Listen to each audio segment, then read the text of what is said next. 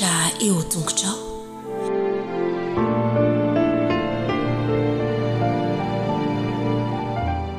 Faly miarahaba ny zazaboty rehetra indray. Tratry ny sabato, kopakopa tanana daholo hosolon'ny fifandraisan-tanana. Hiaraka amintsika indray hitondra ny lesona vaovao mandritra ny herinandro izay efa nianarantsika, mitondra ny lohateny hoe ilay lafaoro misy afo mirehitra. Ny tsy anjerintsika dia ao amin'ny Josoa 4:20-20. Vaky toy izao hoe hanompo an'i Jehovah izahay. Hiaraka amerina izay tsy anjery izay hoe isika hanompo an'i Jehovah izahay. Bravo! Andao ary hiaraka hivavaka alohan'ny hanarantsika ny tantara. Akambany ny tanana dia ahondrika ny loha dia akipy tsara ny maso. Hiaraka hivavaka isika. Andriamanitro, faly izay misaotra anao. Nomenao sabata fitsaharana indray dia afaka hiaraka aminao. Mangataka izay mba homenao fahendrena dia ho zazahendry makatoa ny teninao amin'ny anaran'i Jesosy. Amen. Andao ary hiaraka amerina an'ilay tsy anjery teo isika. 1, 2, 3 hanompo an'i Jehovah izahay. Bravo! Arao andray ary ny tantarantsika e.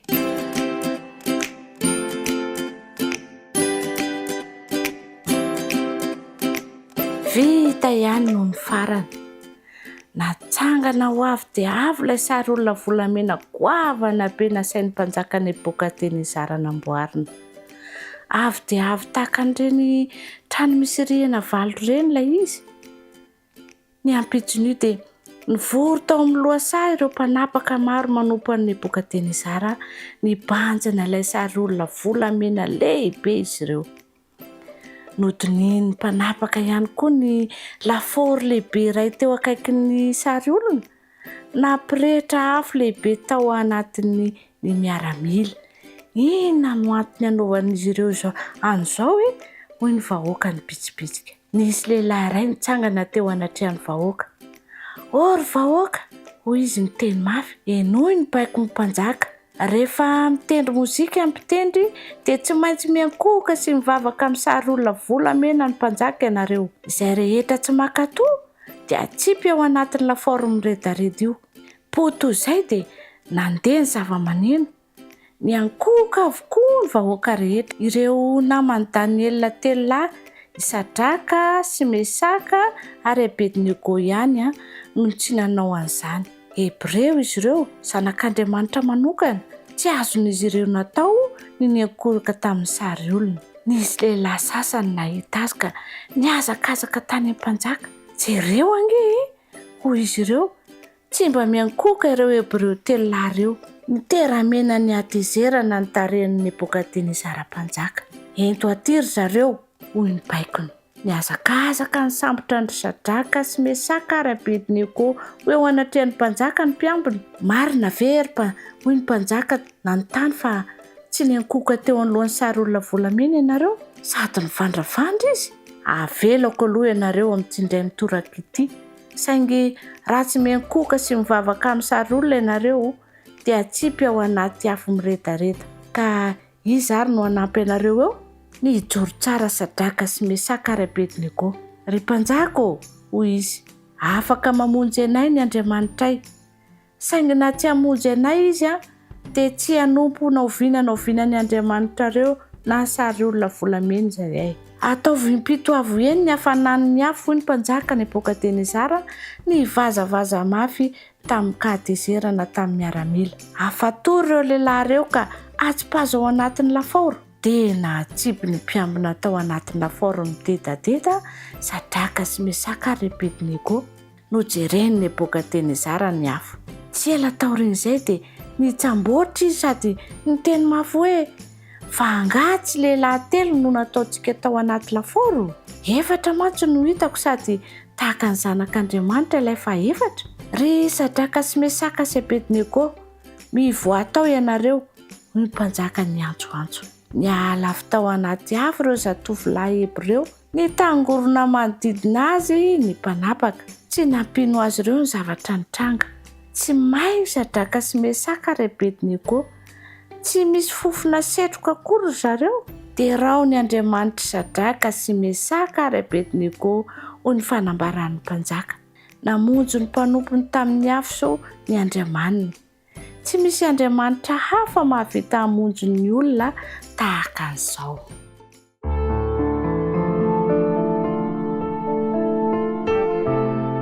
Mianatra eo tongotrao.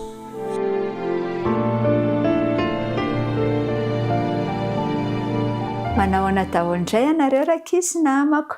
Mirary sabata mahafinaritra ao am-bampitahiana ho an'ny ankizy kely rehetra raha hiaraka hihaino ny tantara isika androany.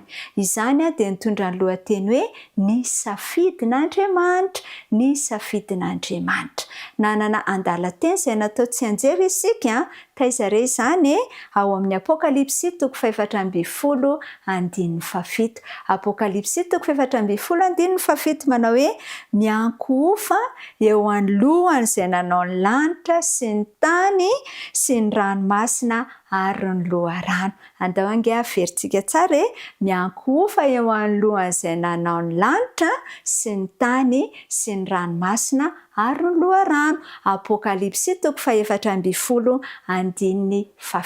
Inona indray ary ny afatra tiany Jesosy ampitaina amintsika amin'ny alalan'izany tsy anjery izany dia izao miteran'Andriamanitra tokoa ka itsika rakizy rehefa maneho fanajana azy ary manaiky ny fahefany. Ka dia andao ary ho tanterahantsika izany raha eo am-piainoana sy mpanarana izao tantara izao tsika.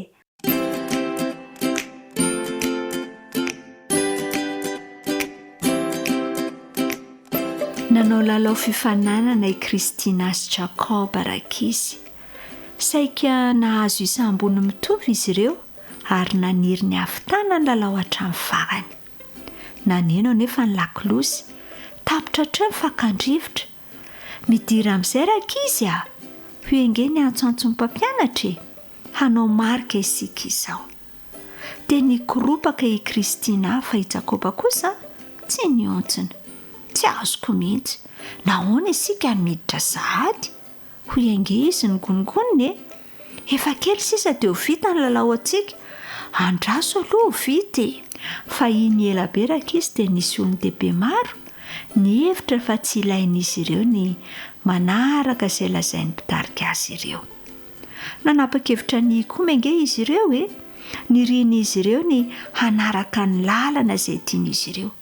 Kanefa tsy lalàn'Andriamanitra ny lalàn'izy ireo. Nisy korotana ny tranga tao Atoby.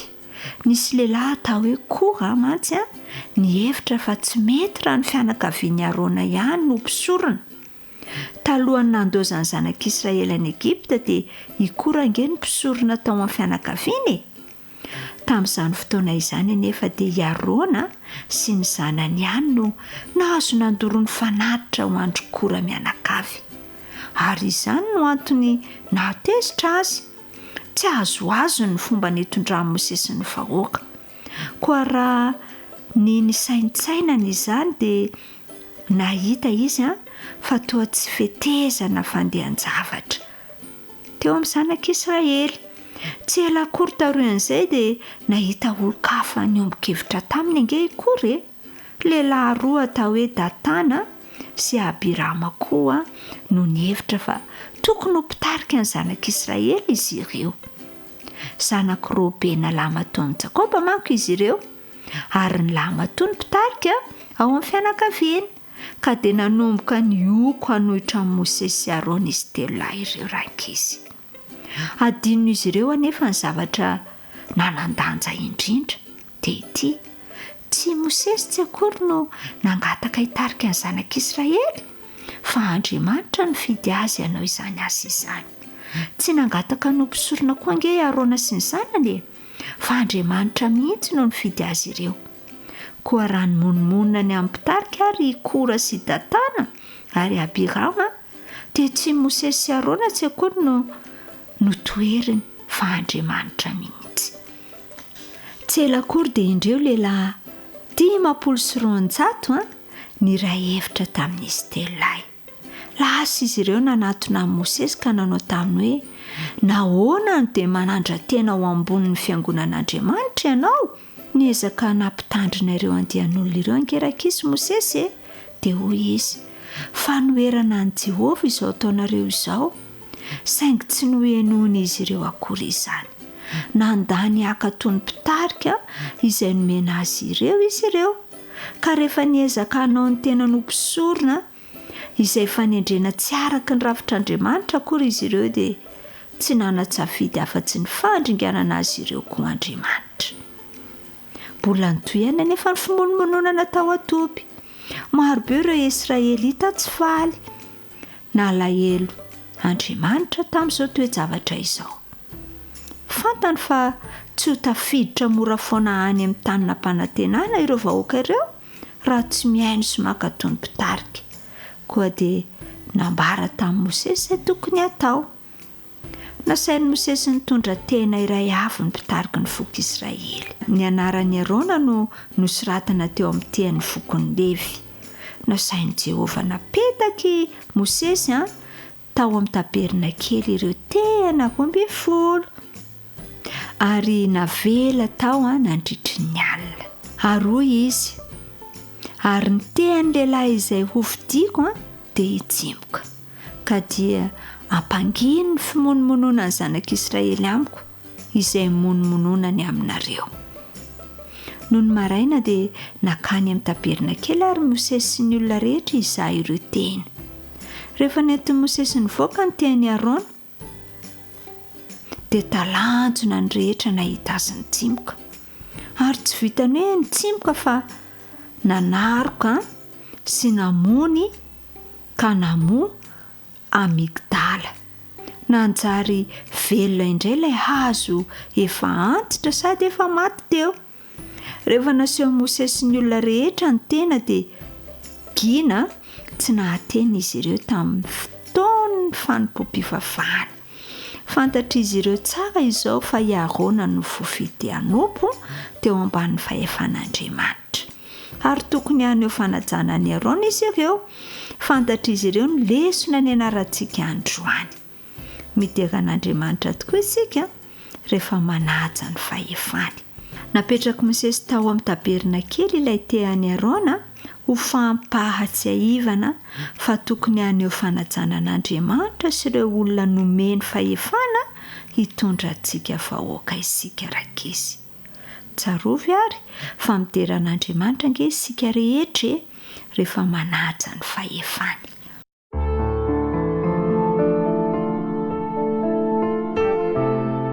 Mianatra eo an-tongotrao.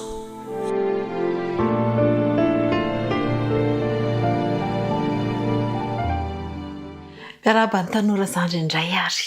Inoko fa nafinaritra anareo indray nianatra ny lesona nandritry ny herinandro. Satsany? Ie, ary nanome fanantenana. Mahafinaritra izany. Andao ary sika hiaraka amerina ny lohateny, ny tsianjery ary ho fitiantsika izay zavatra nianarantsika nandritry ny herinandro. Lesona 7 no nianarantsika. Tompomaso vetivety makany an-danitra, izay ny lohateny. Ny tsianjery dia mino aho fa haitsika tsara andao hiaraka re. Aza malahelo ny fonareo minoa an'Andriamanitra ary minoa aiko. Fa ao an-tranony raiko misy fitoerana maro. Raha tsy izany dia efa nilaza taminareo aho fa andeha hanamboatra fitoerana ho anareo aho. Ary raha andeha hanamboatra fitoerana ho anareo aho dia ho avy indray ka handray anareo any amiko ary izay toerako no hitoeranareo koa. Jaona 4:12 dia ny 1 ka hatramin'ny 7. Teny izay inoko fa mora tamintsika nianatra azy tsianjery na dia lava ary satria afatra manan-danja izay nomeny Jesosy mialoha indrindra ny andehanany hiverina tany an-danitra. Fantatr' Jesosy tokoa ry tanora namako fa alahelo ny mpianatra rehefa andeha izy dia nanome teny fampanantenana azy izy fa mbola hiverina indray fa manomana toerana izy any amin'izay alehany dia rehefa hiverina any amin'ny rainy. Ny toerana izay omanin' Jesosy ho antsika araka n'izay efa hitantsika tao anatin'ny lesona nandritry ny herinandro dia toerana tena misy izany. tsy onoono izany na anganonganona tantara fironina fa tena misy izany. Nomaniny Jesosy ho antsika, nomaniny ho anao dia nomaniny ho aiko. Raha tiantsika ny andeha any amin'ilay toerana dia afaka no any isika. Izany hoe ny safidintsika izany no miantoka ny fahatongavantsika ho any. Azontsika atao ny misafidy tsy ho any, kanefa azontsika atao koa ny misafidy ho any, ary manome fampanantenana Andriamanitra fa manao izay azo atao izy hatongavana ho any raha tianao no any. Efa napetrany amintsika ny tokony atao rehetra mba hatongavana any. Efa nomaniny ho an'ny tsirairay tsisy navahana na iza na manahoana ny farim-panana na manahoana ny toetra na volon-koditra, ny toetoetra ny vatana zany, ny toetsika zany amin'ny maha isika tsika dia samy tsisy navahana fa azon'Andriamanitra omena an'izany toerana izany ary nanomana an' Jesosy an'izany toerana izany. Fa zao nisafidinao, nisafidiko no ahafahako hoe ho any sa tsy ho any. Natoro antsika nandritry ny herinandro ny hatsaran'izany toerana izany.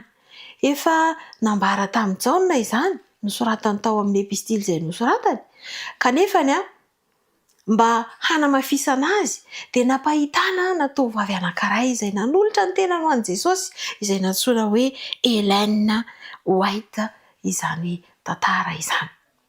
Mahakasika an'izany fiainana mandrakizay izany. Naseho antsika nandritra ny herinandro izany hoe ranomasina fitaratra, ny vavahady, ny dia be makany izay maharitra herinandro, ny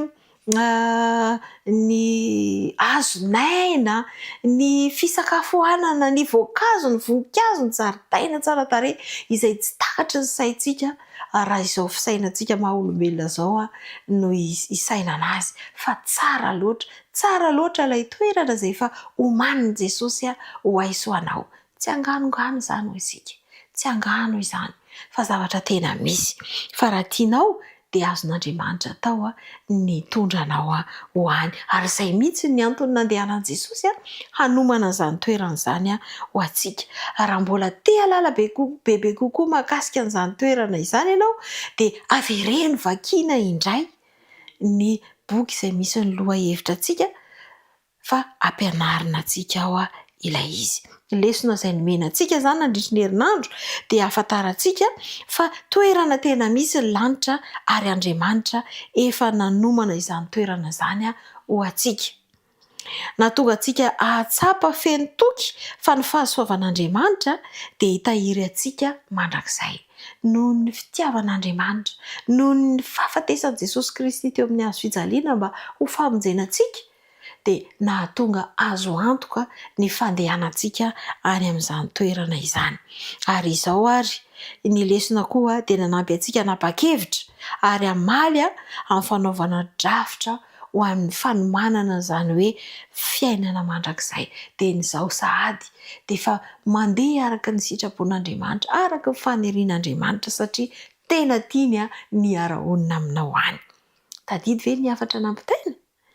Noho ny fahasoavan'Andriamanitra dia miomana ny hiara-miaina aminy mandrakizay isika.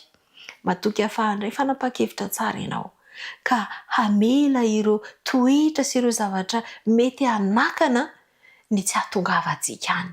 Fanapa-kevitra ao no endrasana, safidy izy io.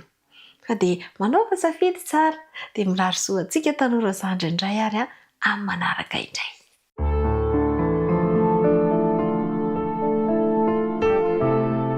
Mianatra eo an-tongotrao.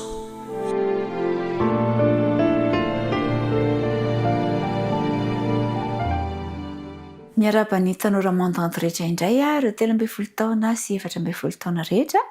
Natratra izao fotoana izao izay hamerenantsika ny lesona 7 izay mitondra lohateny hoe ny mpianakavin'ny finoana.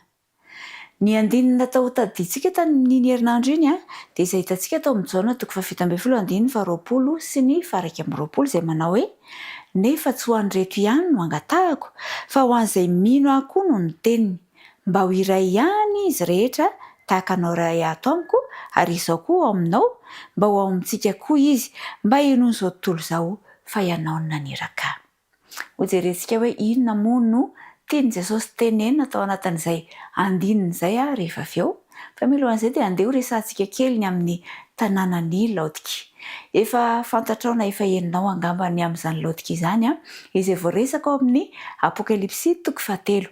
Fa ity tanàna Laodika ity dia tanàna izay nanana ny naha izy azy teo aloha. Anisan'ny tanàna lehibe izy satria nisy mponina 5,000 sy 1 hetsy tao amin'izany tanàna izany. Izy dia tena nanan-karena tokoa satria izy dia nanana mpanjaka ho azy manokana ary mpivarotra lamba landy mainty mangirana no asan'izy ireo. Nanana naha izy azy zany tanàna izany. Tamin'ny taona faha 80 taorianan'i Kristy anefany dia nisy horohorontany na hery vaika izay nandrava izany tanàna izany. Kanefa noho ny fananan'izy ireo harena dia nilaza izy ireo fa tsy mandray fanampiana avy amin'ny hafa izy fa ny harenan'izy ireo ihany no netiny nanavitra ny tanànany. Noho ny toe-javatra rehetra nisy nefa dia ninidina ny fahafahamanao an'izany tanànan'ny Laodika izany na dia niseho nanan-karena ary izy ary niavonavona mihitsy izy dia rava ihany ny hafarany ary amin'izao fotoana izao dia olona vitsy no mandeha mitsidika izany tanàna Laodika izany. Inona moa no tian'izany lesona izany tenenina? Jesosy indray dia mampiasa fanoharana eo amin'ny fiainantsika ara-panahy, milaza ny rano matimaty izy. Inona moa no tiany tenenina amin'izany hoe rano matimaty izany raha resahana fiainantsika ara-panahy? Ny rano matimaty dia sady mampandoa, tsy mahita antsika tsirony akory, tsy afaka hanala ny havizanantsika amin'ny fandroana no tsy afaka hampangatsiatsika antsika ihany koa. Dia toy izany ny zavatra niainan'ireto Laodikiana ireto tsy dia hita ny zavatra nilaina azy satria tsy dia nahasoa loatra ilay harena izay nananany satria tsy afaka nampiasaina akory. Ny fiainantsika ara-panahy tanora mantoanto dia indraindray koa mangatsika makany am-piangonana ihany tsika indraindray na matetika na isaky ny fotoana izay voatondro andehanantsika ihany. Kanefa rehefa tonga any tsika dia tsy mandray inona akory fa mety hoe mitazana ny mpitoroteny fotsiny. Indraindray ny zavatra lazain'ny mpitoroteny raha tsy zavatra voaraintsika akory.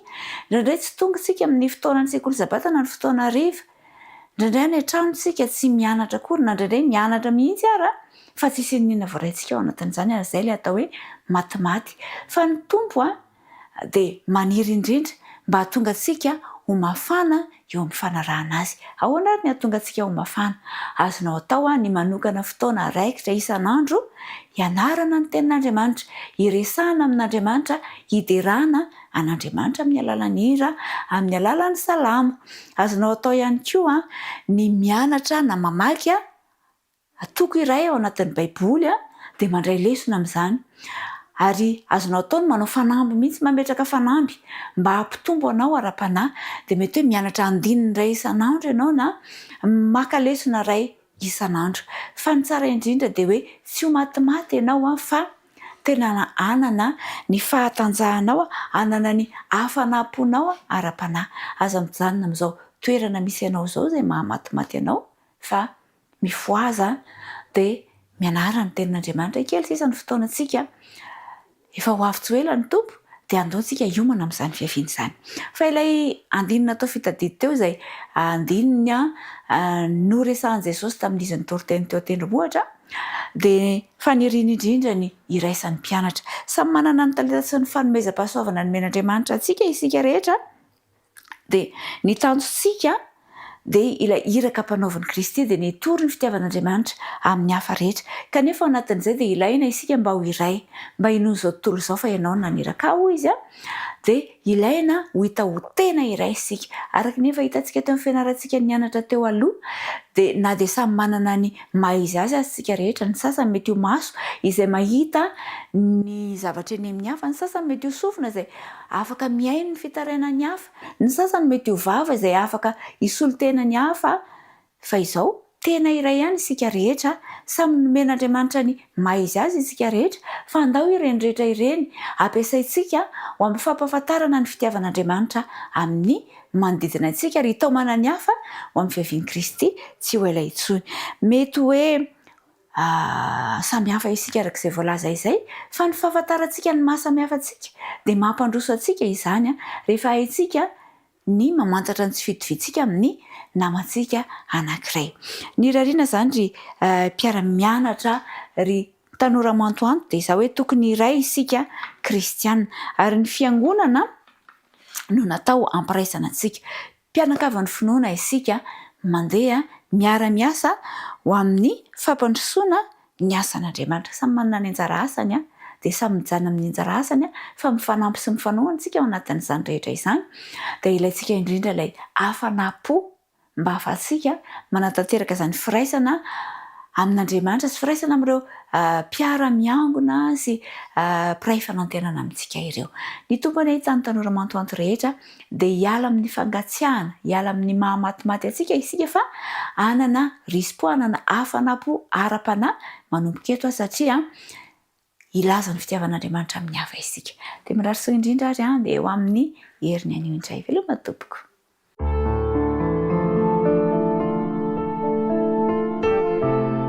Mianatra eo tongotrao.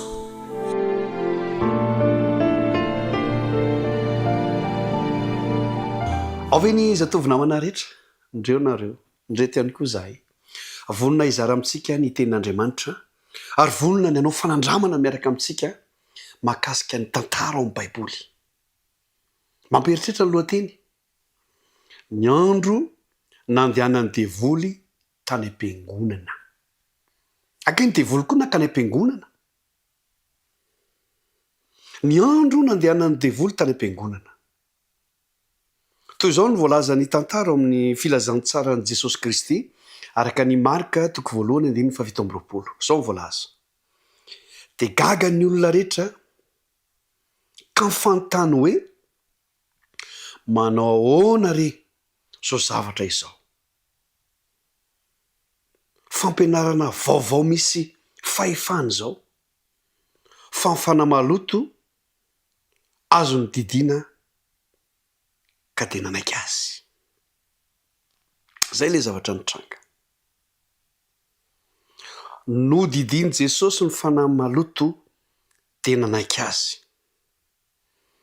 Satria nisy olona izay no amazin'ny Satana, no gejain'ny Satana, no gejain'ny fanahy ratsy.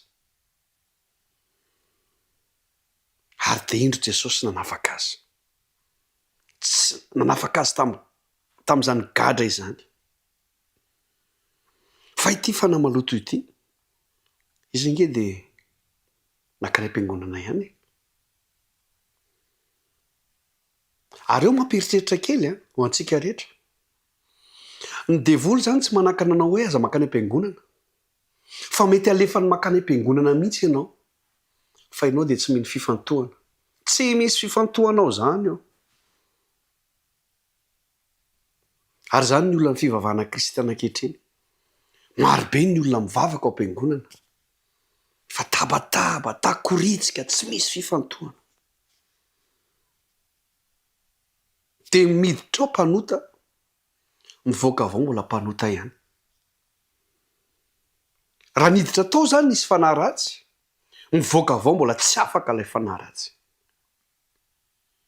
Fa ny programan'Andriamanitra amin'ny fotoana izay andehanana any am-piangonana dia mba hanafaka anao. Noho izany, manana fifantohana ianao. Marobe ny zavatra miala, marobe ny zavatra mety ho afaka raha mifantoka ianao any am-piangonana. Efa omenantsika nge ny herinandro e. Lahady, latsinainy, talata, labila, kamisy, menantsika ny zoma, ny herinandro. Fa rehefa tonga ny sabata andao mba hifantoka. Fa hitondra fanafahana ho antsika izany fifantohana izany. Miala ny asan'ny maizina. Aoka heritreritra ianao fa haikay na dia ao am-piangonana aza ny olona anankiray. Dia mety misy fanahy ratsy izy fa tsy fanan'Andriamanitra ny eo aminy. Aoka andiny tena isika. Fa ny fandriana dia izao. Mba hanafaka anao ny Tompo. Raha andeha ho any am-piangonana ianao androany. Ary mampirisika mihitsy aho makanesy izany.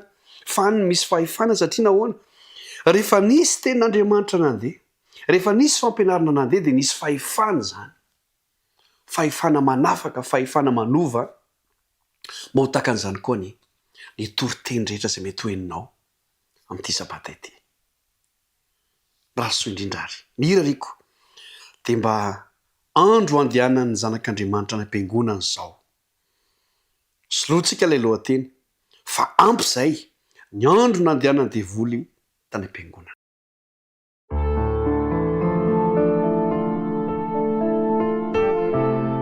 mianatra eo tongotrao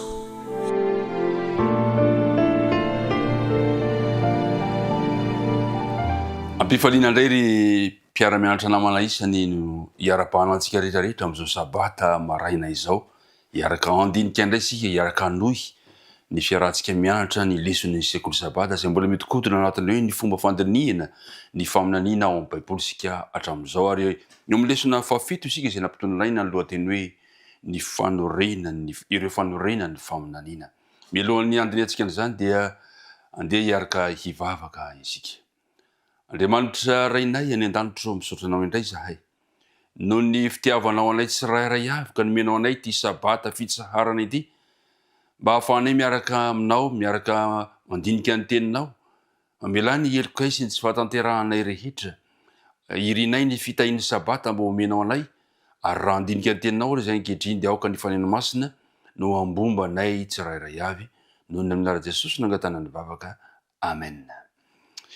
Ireo fanorenany faminaniana ny andinina tao tadidiana dia izay voasoratra boky ny Isaia mpaminany Isaia 1:5 manao hoe ary nandre ny feon'ny tompo aho nanao hoe iza no iraiko ary iza no andeha ho irakay dia hoy izaho inty aho irao aho. Mino fa tao mbavantsika mandrakariva zany andalateny zany zay andalateny efa mahazatra ary andalateny anankiray izay maneho ny fanapa-kevitra sy ny fanoloran-tenantsika amin'ny fanompona an-tompo. Ireo fanorenany ny faminaniana tamin'ity herinandro teo tsika ty ary hovitintsika amin'ity androany ity fa niresaka be tsaka momba ny amin'ny seza fiandrianan'Andriamanitra isika ary nidina tamin'izany ny fomba hifandraisan'ny olombelona amin'ilay Andriamanitra masina sy ny fomba hamerenan'Andriamanitra amin'ny laoniny sy hampanakikeziny antsika eo amin'ny seza fiandrianana ary izay no ny diniantsika tamin'ity androany ity ary nampahafantarantsika ihany koa fa tsy ao anatin'ny fikasan'Andriamanitra velively ny sy nalavantsika olombelona ary ampasongadina ihany koa tao anatin'izany rehetrarehetra zany ny mahazava-dehibe amin'ny fomba miavaka ny namonjen'Andriamanitra antsika teo amin'ny azo fijaliana nahafatesan'i Kristy mba hamonjy antsika. Ny dindinka ifanaovantsika androany dia azo lazaina hoe mizara roa ihany. Ny voalohany dia hoe Andriamanitra sy ny kerobima ary ny fizarana faharoa dia hijerevantsika ny hoe ny kerobima sy ny maha-olombelona. Ny voalohany andeha hojerevantsika ary dia ny hoe Andriamanitra sy ny kerobima. Araka ny voalantsika teo dia ny seza fiandrianan'Andriamanitra no tena niresaka antsika betsaka tamin'ity herinandro ity ary nizahatra mitranga hitantsika dia zao ny kerobima no zava-mananaina manakaiky indrindra ny seza fiandrianan'Andriamanitra. Androany ary aloha amin'ity voalohany ity dia resantsika ilay fototry ilay andininy resantsika teo hoe inty aho irao aho. Taona vitsivitsy lasa zay dia nisy fiangonana mba nanapa-kevitra hanavao lakavy anankiray efatranainy mba hanaovana efitrano fiaraha-mivavaka. Ny jiro no heverina fa mety voalohany mba hampazava ilay toerana ary zay iny napetraka voalohany hoe mba heverina hoe mba halatsara ilay toerana amin'ilay lakavy kanjo. Raha voapetraka ilay jiro dia niseho daholo ny ratsin'ilay efitrano satria betsaka ny tsy tomomana rehefa tazany ilay jiro. Tahaka izany koa no nahazo any mpaminany Isaia rehefa nampahitan'Andriamanitra ny seza fiandrianany ao amin'ny bokin'ny Isaia 1 no ahitantsika izany tantara izany. Napahitana ny mpaminany Isaia ny seza fiandrianan'Andriamanitra ka nahitany ny tompo nipetraka teo ary voalaza fa nisy serafima nitsangana teo ambo ary nihira ny famaly amikira ireo anjely ireo ireo serafima ireo nanao hoe masina masina masina Jehovah Tompony maro ary nazava ny voninahitr'Andriamanitra teo amin'ny seza fiandrianana io hitany mpaminany Isaia tahaka le hevitrano le lakavy ny rehitra jiro no nahazo ny mpaminany Isaia satria nahita ny fahazavany tompo izy ary nahatsapa kosa ny tsy fahamendrehan'ny tenany ka de ny zahadranitranga nyika ny mpaminany Isaia amin'ny andininy fahadimana hoe de hoy izao lozako maty aho fa lehilahy malotomolotra sady ato amin'ny firena malotomolotra ny toerako fa ny mpanjaka de Jehova tompony maro no efa hita ny masoko nika ny mpaminany Isaia latsapa ny tsy fahamendrehany izy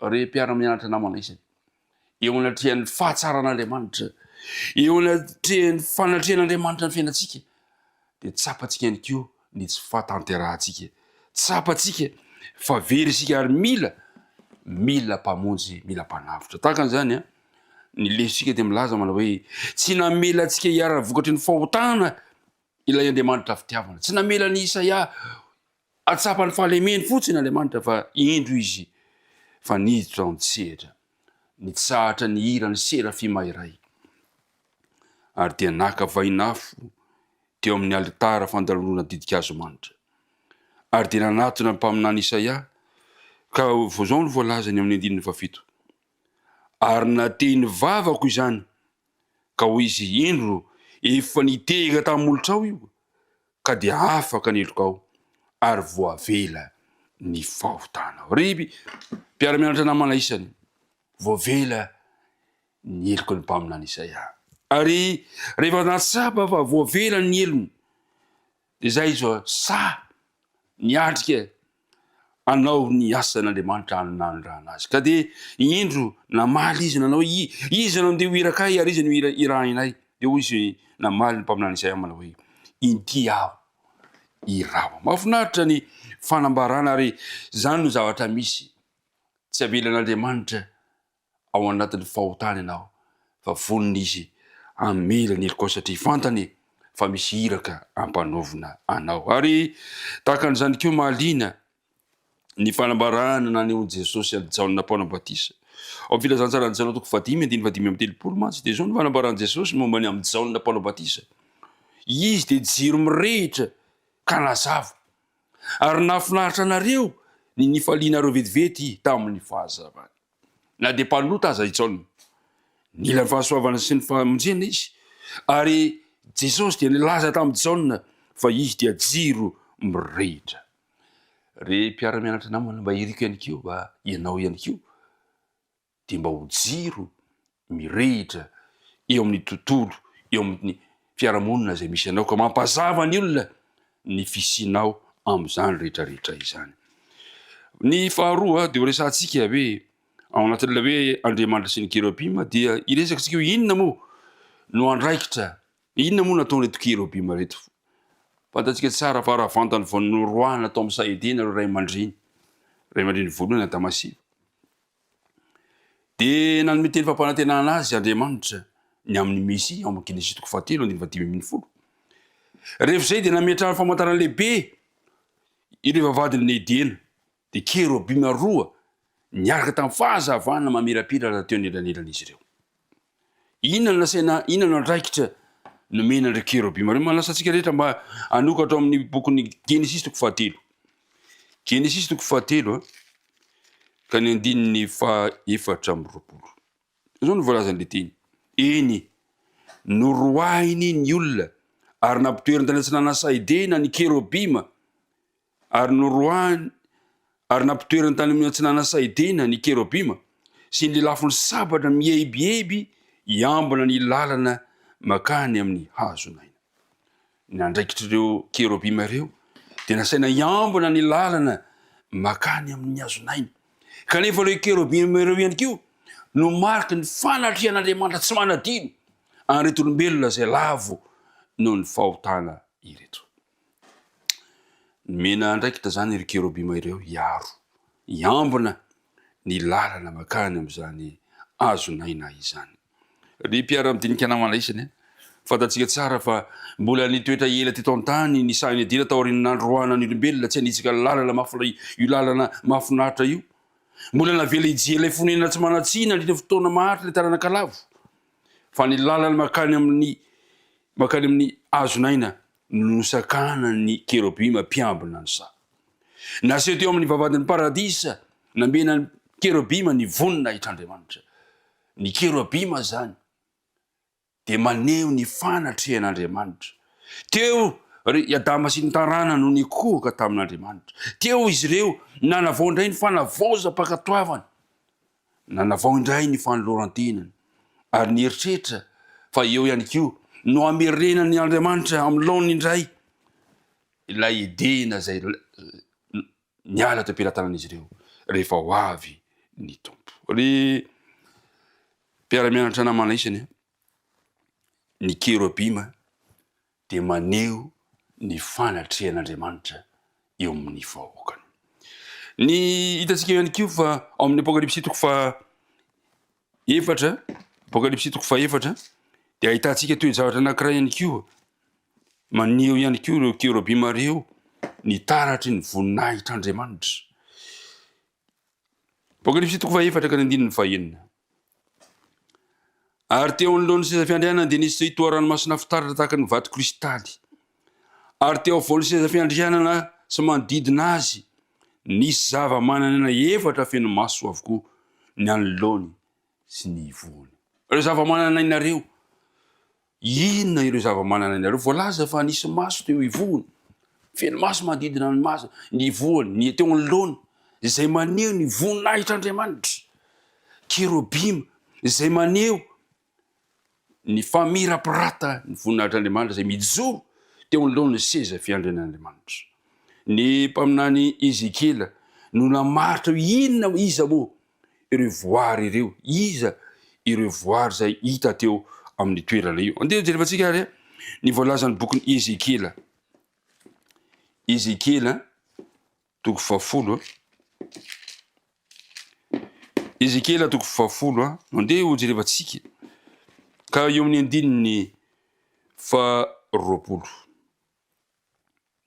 Satria tsy fantatra inona moa reo zava-manan'aina reo, tsy fantatra, nisy endrika efatra hita teo amin'izy ireo. Amin'ny andininy faharoapolo de zao mivoalazany hoe izany de ilay zava-manan'aina hitako teo ambanin'Andriamanitra ny Israely teo amonin'ny Kebara, ary fantatro fa kerobima ireo, fa kerobima ireo. Tsy nomena anarana manokana ireo zava-manan'aina tamin'ny voalohany, to saro-patarina, fa saingy kosa nolazain'ny mpaminany Ezekela natsoina hoe kerobima izy ireo. Hitantsika koa ny vainafo mirehitra teo amin'ny fahitana menan'ny Isaia mpaminany momba ireo serafimo.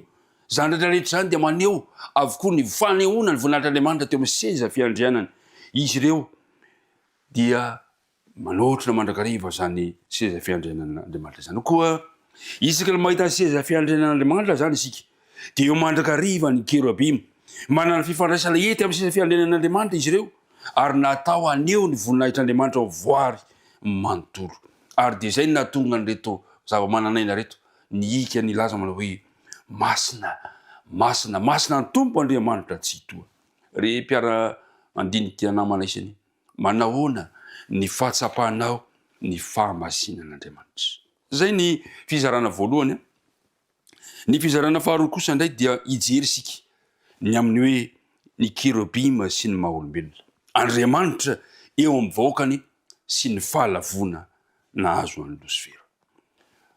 Fantatsika tsara fa raha tany amin'ny dilavitra nataony tany amin'ny tany lampanantenaina ny vahoakan'Andriamanitra, dia nanaraka azy mandrakariva ny fitarihan'Andriamanitra tamin'ny alalan'ny andro rahona sy ny andro afo. Amin'ny Exodosy toko fahatelo ambin'ny folo ahitantsika an'izany fa amin'ny atoandro dia eo mandrakariva ny andro rahona, ary amin'ny alina dia eo mandrakariva ny andro afo. Ary teo anatria zany toe-javatra izany dia rehefa mijanona ny andro afo, andro rahona ny andro afo, dia mijanona ihany koa ireo vahoakan'Andriamanitra, ary dia manorona ny tempolony eo izy ireo. Ary zavatra nisy de zao, isaky ny toerana ijanona izy ireo de midina eo amin'ny efitra masina indrindra ny fanatrehan'Andriamanitra, ary eo ihany koa ny fanatrehany ny vahoakany. Samy mipetraka isaky ny foko avy izy ireo rehefa mipetraka amin'ny toerana, ary voalaza fa mizara efatra ny toko misy an'izy ireo. Ny atsinanana dia ahitantsika ny fokony Joda, ary de manofahofa ny fanevany ihany koa izy ireo, ary isaky ny faneva tsiraray avy dia misy sary amantarana ny foko tsiraray avy ary reo sary reo nefa dia naneo reo zava-mananaina napahitana ny mpaminany Ezekely sy ireo mpaminany hafa satria fantatsika tsara fa ny mpaminany Ezekely ny mpaminany Isaia ary ny apôstôly Jaona dia napahitana zany zava-mananaina izany ary samy manana fomba ijereny azy ireo mpaminany reo kanefa fa zavatra ray ihany no nambarana dia lelasain'ny mpaminany Ezekely manao hoe ary fantatro fa kerobima ireo zava-mananaina reo satria ireo zava-mananaina efatra reo dia samy nanana endrika daholo le endrika liona endrika voromahery endrika zanak'omby ary endrika olombelona ary zay ny zavatra naofaofa teo amin'ny fanevany vahoakan'Andriamanitra tamin'izany fotoana izany ny fokony Joda ohatra dia ny fanevany dia nahitana sariny liona ny fokony Robena ndray dia atsimo nahitana sarina lehilahy ny fokony Efraima dia tany andrefana izay nahitana sarina zanak'omby ary ny foko avy aty avaratra kosa ny fokony Dana dia nahitana sarina voromahery reo rehetrarehetra reo nefa dia maneho an'ilay zava-mananaina dia le kerobima teo amin'ny seza fiandrian'Andriamanitra zany hoe dikan'izany dia zao faminaniana ilay izy raha samy nanofaova mifaneva le foko tsirairay avy reo dia tarareo le sary maneho ireo kerobima ireo fanatrehan'Andriamanitra ny vahoakany ny fanevan'izy ireo dia nahitana ireo famantarana ireo zava-mananaina manome voninahitra an'Andriamanitra ary mpiara-midinika namana ny dikan'ilay hoe faneva miovaova isaky ny toerana isaky ny foko zany dia maneho ireo kerobima manatrika ny voninahitr'Andriamanitra maneho fa tsy mandao mandrakariva ny vahoaka ny Andriamanitra eo mandrakariva izy te handidina antsika Andriamanitra te hiaraka amintsika mandrakariva Andriamanitra ary zay ny mahafinaritra nahoana moa raha matoizantsika dia ny ankehitriny ary zay ny tian'Andriamanitra Andriamanitra te hanakaiky antsika amin'ny fotoana rehetra amin'ny fomba ahoana nefa ny ahatonga antsika eo akaikin'Andriamanitra ny voalohany dia zao amin'ny alalan'ny vavaka sy amin'ny alalan'ny fandiniantsika isan'andro ny teny mahafinaritra ny fitiavan'Andriamanitra mahafinaritra ny fitantanan'Andriamanitra ny fiainantsika olombelona mahafinaritra ny fomba hatsapana fa manatrika eo mandrakariva Andriamanitra saingy indrisy ry mpiara-midinika namana tsy ny kerobima rehetra akory no natoko tamin'ny fiarahana tamin'Andriamanitra fa nisy kosa nefa niala tamin'izany dia tsy iza zany fa Losifera ilay kerobima manaloka izay nanana toerana ambony manakaiky ny seza fiandrianan'Andriamanitra azo antoka mihitsy fa Losifera no nanampy tamin'ny fanehoana voninahitran'Andriamanitra tamin'izao rehetra zao tamin'ny fisiny saingy nanomboka ny eritreritra ny momba ny voninahiny Losifera io no manimba io no manimba olona anankiray rehefa manomboka mieritreritra ny amin'ny voninahitry ny tenanao ianao raha vao manomboka mieritreritra ny tombo tsy tokony ho anao ianao dia manomboka io simba ny maha ianao anao zany navoan'ny Losifera fantatsika tsara amin'ny bokin'ny Ezekely 7:20 ny mombamomba zany Losifera zany voalaza fa kerobima manaloka tsy misy tsiny tsara tare ny voninahitr'Andriamanitra rehetra dia hita teo aminy saingy ny tsiriritra ny toeran'Andriamanitra izy ka indro ny taraboka ary voalaza fa nisorona ny ala tany an-danitra Losifera nazera tetỳ amin'ity tany ity izy ary ao amin'ny Apokalipsy 2:1 dia mario tsara fa tsy tao tendrombohitra masina intsony ny Losifera raha nijoro teo amin'ny seza fiandrian'Andriamanitra raha nijoro teo tendrombohitra ziona ireo voavitra tamin'izay fotoana izay le mpiara-midinika namana lavo Satana ninjera izy ary alavo sary an-tsainany amin'izay fotoana izay rehefa any amin'ny lanitra vaovao-tany vaovao izay ampanantenana vahoakan'Andriamanitra fa inona zary iseo io mbony lanitra satria toerana banga any an-danitra vokatry ny fahalavon'ny Satana dia ho fenoan'ireo voavitra Jehovah amin'izay fotoana izay ary tonga any an-danitra ireo voavitra reo noho ny amin'ny filazantsara irery ihany noho ny amin'ny Kristy irery ihany ry mpiara-midinika namana raha fitiantsika vetivety zany eo ireo fanorena ny faminaniana araka ny lesona ny alalantsika dia zao ny fanorena ny faminaniana dia zao miorina amin'ny seza fiandrianan'Andriamanitra ary miorina amin'ny fitiavan'Andriamanitra tamin'ny alalan'i Jesosy Kristy ary ireo voavitra reo dia voalaza fa Apokalipsy 4:5 dia niika hira fiderana izy ireo ka nanao hoe ianao jesosy eo nomendrika aka ny boky sy ny amanto mikasiny fa vaovono ianao ary ny ranao no nanavotanao an'andriamanitra olona avy tamin'ny fokom-pirenena rehetra sy samy hafa avy teny sy ny olona ary samy hafa avy teny ary izany no filazantsara ho an'ny taranak'olombelona ary zany filazantsara izany no mbola toriana mandrakandroany amin'ny alalan'ireo anjely telo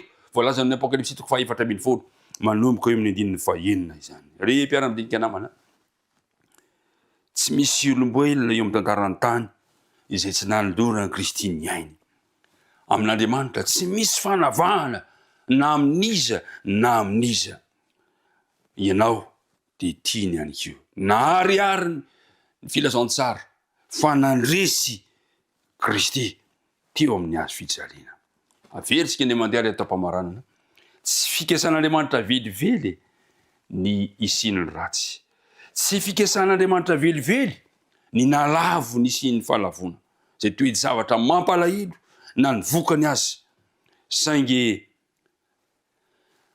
tsy ahitra akory izany ho tapitra izany iverina indray ahita ilay idena zay nafoy ny taranak'olombelona ary ahita ny tena fahatsaran'Andriamanitra sy ny fitiavany isika amin'izay fotoana izay dia mijery ny voavitra anao avaozina indray araka ny endriny Kristy amin'izay fotoana izay mandinika ny fotsirairay mitondra ny tanteraka ny endrik'Andriamanitra izy amin'izay fotoana izay mahita ny tavatsirairay mitaratra ny fitoviana amin'ilay mpanjakana izy amin'izay fotoana izay ary mijery ny vokatry ny fisasarany fanahiny izy ianao zany izao zany ka miteny izy manao hoe indreto ny navotana tamin'ny rako ho an'ireo no nijaliako ho an'ireo no nafatesako mba azony mitoetra eto anatrehako mandritra ny mandrakizay ary rehefa niteny an'izany izy dia izao sy anao ny ika rehefa nandrea zany teny mpitiavana zany ka ny ika manao hoe ny zanak'ondry izay vonona dia mendrika andray ny hery sy ny arena sy ny fahendrena sy ny faherezana sy ny voninahitra ary ny aja sy ny saotra dia samy nanao amen isika amin'izay fotoana izay re mpiara-midinika namana eo ampiandrasana an'izany dia misy antso ho anao iny koa tahaka ny antsoina ny mpaminany Isaia iza no irakay iza no andeha dia masamy amaly isika manao hoe inty aho tompo inty aho irao aho ifanasehon'Andriamanitra taminao ny seza fiandrianany ary tiany anao io mandrakariva ary tiany ho tsapanao mandrakariva ny fanatrehiny fa ny anjarako sy ny anjaranao ry namana isany nday anisika inty aho irao aho tompany ombanao ndeha iaraka ivavaka isika Andriamanitra rainay any an-danitro misaotra anao izahay noho ny fitiavanao anay ndraiky alafanay nandinika namintina izany teninao zany ka nampafantaranao anay ireo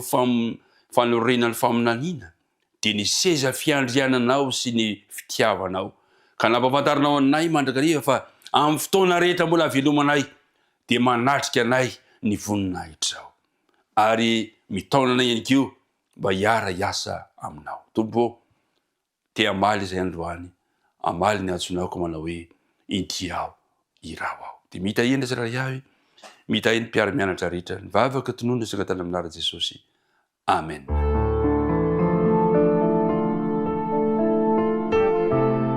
mianatra eo tongotrao